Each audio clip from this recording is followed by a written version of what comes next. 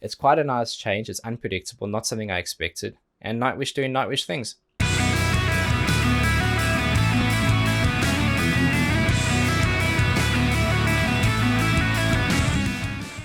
Welcome back, and thank you for joining me for another reaction video. If you are new here, please don't forget to subscribe and turn on those notifications. Now it is finally time for another Nightwish Saturday reaction.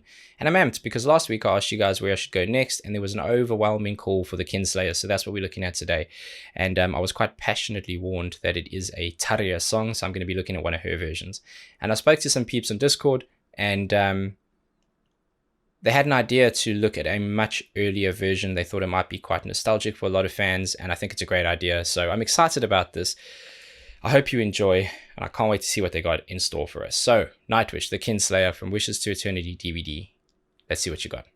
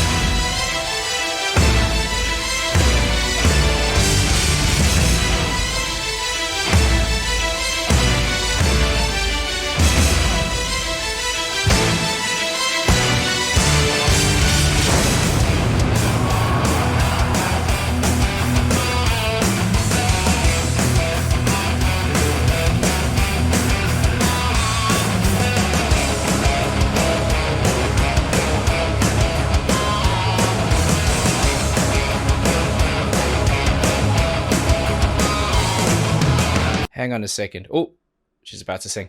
I'm going back to the beginning for good reason. Nightwish have two real main themes to how they start songs, at least from the songs I've looked at.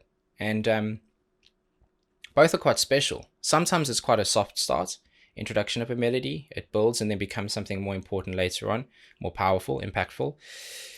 And then this, which is instant, punches you right in the chest with power. Slightly unpredictable, and that was the case here.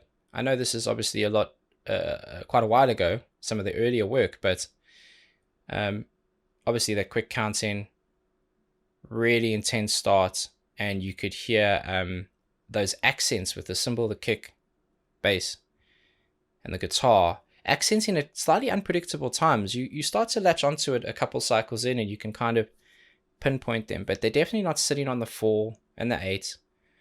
It's not at the end of that cycle or on the start. It's not on the 1 and the 5. It's slightly placed up somewhere like on the 6 or 7. And then obviously there's quicker accents towards the end. And really cool that eventually it broke into that standard rhythm that that nice predictable hi-hat, snare, and kick work. Great guitar piece, great. But something caught my attention there, and it sounds like they, whenever you think of key changes, you think of going up. It's a way of evolving a piece. If you want to extend a chorus, you go up. Well, they went down there, and I'm not sure why. The only thing I can think of is it's got to do with vocals, but we'll wait and see. This is great to go this far back in their catalog and still be impressed, kind of blown away by the structure, the composition, the writing. Incredible.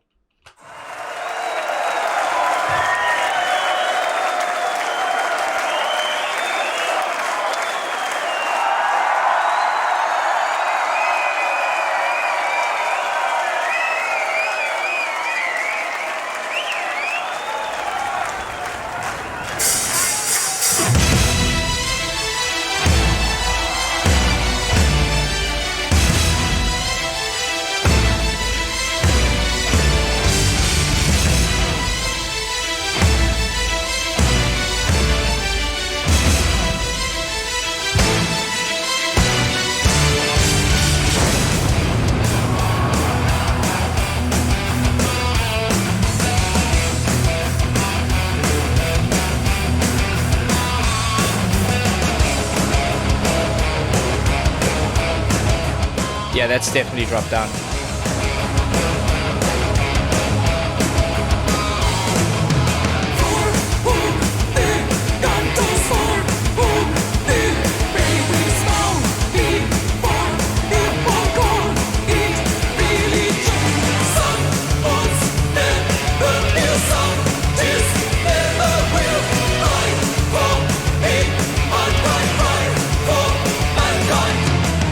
Okay. Ooh, okay. I'm gonna go back to there. Okay, so definitely a vocal thing, and I'll explain. One thing I kind of missed on the first play there before I went back to the beginning was when that key dropped with the guitar, it was much more evident to hear the synth and key work on top, a lot more audible, at least for me, and that's because of the separation of the frequencies and the tone. But I'm not sure if it was there the whole time. I'd have to listen to that again. But I'm pretty sure it's definitely a vocal thing because he dropped down playing that same riff, and I think the vocal started there at that drop down key. And a nice rhythm to it. I was trying to count it, but it's like it was skipping the end, so it was like 1 2 3, and then it sounds like 4 and 1. So it's like it's kind of having little quicker accents towards the end, which to be honest is probably quite similar to how they started with some of those sharp hits. So I don't know if there's a correlation there. There might be, but then I heard her go up. So I imagine that they dropped that key down just so that they could have the impact of the vocal going up again and scaling up. And it might have been too high had they not, had they stayed with that original key that they started in. So it's quite a nice change. It's unpredictable, not something I expected. And Nightwish doing Nightwish things.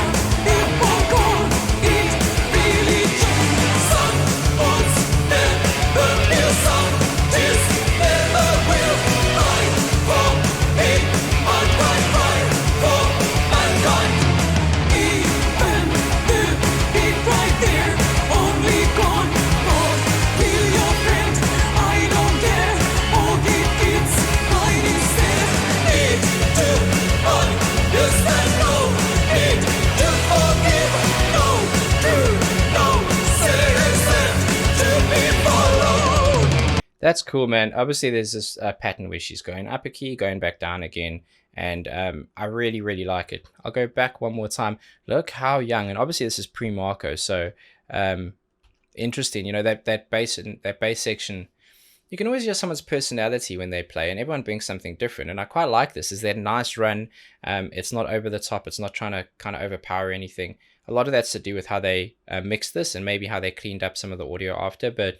Definitely a live recording and a really steady, powerful bass line in the back there. What I do like, and I've gone back so you can hear it, is you can hear, I don't know if this is my brain trying to play something or if this is actually happening, but you can hear the keys, that sharp accent. It's on the end, it's on the offbeat. It almost feels like it's throwing the music to the left in my headphones. If you have a chance, please listen to all this music with headphones because mixing, editing, mastery, wizards at work. Now, have a listen for that accent. If I think about it, the logical explanation would be, if you look at the stage, Thomas is standing on the left. Normally, they will mix music to the visual where they are. And that's just to make you feel like you were at the show. It's not all the way to the left, probably just only a little bit, but I am picking that up, and it's a cool accent. It's a nice kind of counterpoint. I speak about anchors, and this is an anchor, but it sits on the offbeat. It's really, really cool. It brings you back to that rhythm. It helps you find the next phrasing. It's like your training wheels for the verse.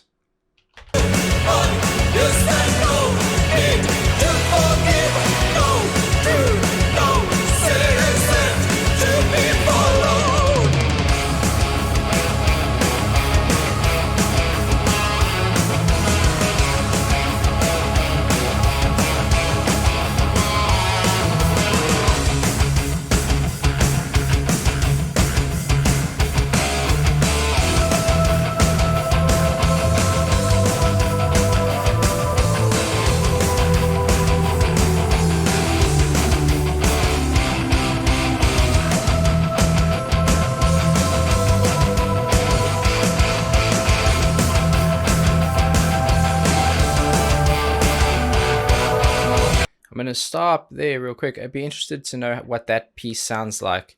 This little interlude piece, what it sounds like on the studio recording on the album, because he started out doing something that was quite trance-like. You can get locked into that dun dun dun dun dun, and then at the end he does like a little loop to bring it back into a cycle. It's helped by the fact that the drums are accenting really hard with it. So I'd be keen to know if that continues in that fashion, because he did change it up a bit where it became a bit easier to follow. I quite like it when it's that trancey bit, because everything else has been, with the exception of the very, very beginning piece, everything's been quite predictable and straight down the line. They're driving it really hard. And again, that is sometimes the best way to approach a song that has sharp accents, a lot of contrast, and quite a lot of energy and pace.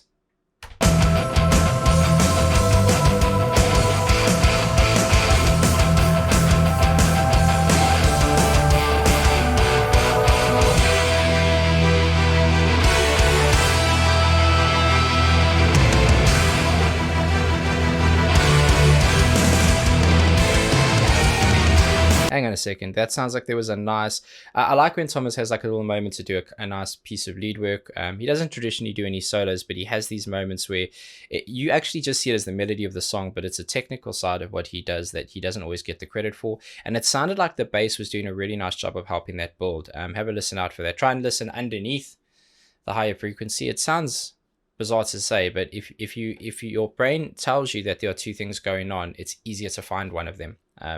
We all have a different way of doing that, and you just have to practice active listening. Maybe one day I'll do a video on that.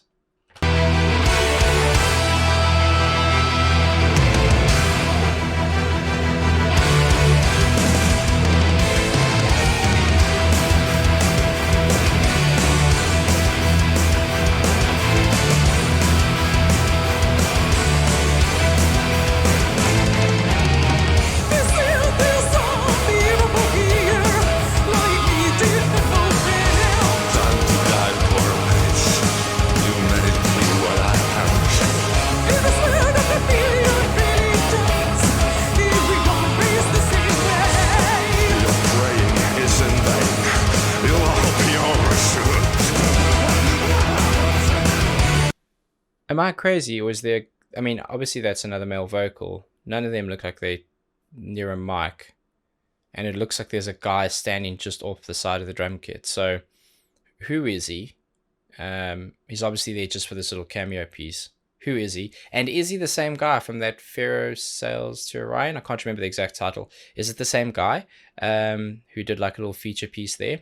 I quite like it. It sets the mood a little bit. It's more of a spoken word piece versus a singing piece, and it is a very big contrast to her vocals, which are very bright and very overpronounced and quite theatrical. Nice contrast.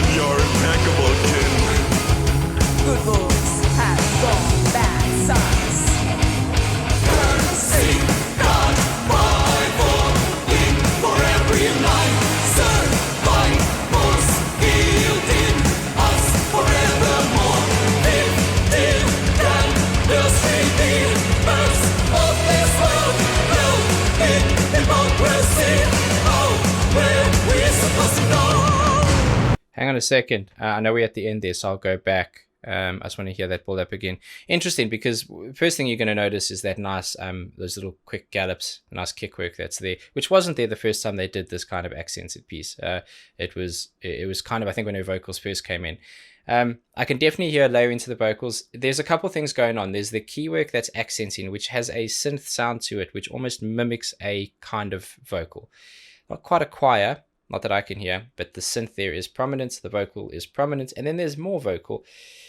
At least it sounds like. It could just be the guy at the back again speaking with the mic a bit further away, but it does sound like there's a fullness to it that isn't there when she's singing on her own. And again, it could just be the effects of all of that working together, but it is powerful. It does feel like it's evolved, and that's really cool.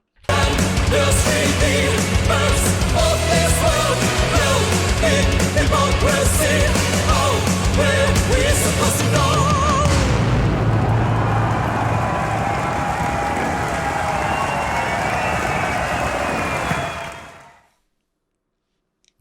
That's cool, man. To see them like to go back again to some of the earlier stuff, see where a lot of these ideas were planted and what they grew into, especially in comparison to the Human Nature album. They've evolved, and it's important for bands to evolve. They have to keep challenging themselves. They have to keep creating something that's new and fulfilling, or else they won't be around for very long. It's just how it works. Shout out Lockdown here. This is becoming a running joke, actually. I don't quite know what to do until the barber's open, but here I am. We're all doing our best. I like that a lot. There was a lot of really nice compositional pieces in there and structural pieces in there that I wasn't expecting. I like that key drop and how they were able to cycle up and down through it, kept it as a theme. I like some of the offbeat accents that were unpredictable in the beginning. There was a nice energy and pace throughout, even when the song took a small dip. If I'm going to be blatantly honest, not my favorite vocal performance from her. Nothing technically wrong with it. I know she has a more classical, operatic, theatrical style to her voice, and that works really, really well. And I think it fits the song when you've got that really melodic synth work. It does fit that, but it felt like everything was even more dramatic and more theatrical, and that's not really my kind of style. But I love it for what it is. I'll always be honest with you guys, and really, really happy to have looked at that one. It looked like, I mean, it's got the number 1. So is that the opener, I imagine, because they had that little piece in the beginning where they were like backstage, and then there were the fireworks and everything, and all that stuff kind of coupled together makes me feel like that was the first track, obviously. And it is a powerful track to open up with. It's really, really cool. There's definitely going to be a few more from this album that I'd love to check out. I kind of mix it up and have a look at different versions, and I know there are loads of versions of each song. I don't typically go back and revisit all of them and do reactions to them, but I do go and watch them all in my own time because I like it. I like to see the small nuances and how things have evolved and developed, and how they've tried to, keep true to the song, but also understand that there were different members and how things changed. So that was very, very cool. Once again, let me know where to go next. Very, very cool song. Until then, please be safe, be nice to each other, but damn good day.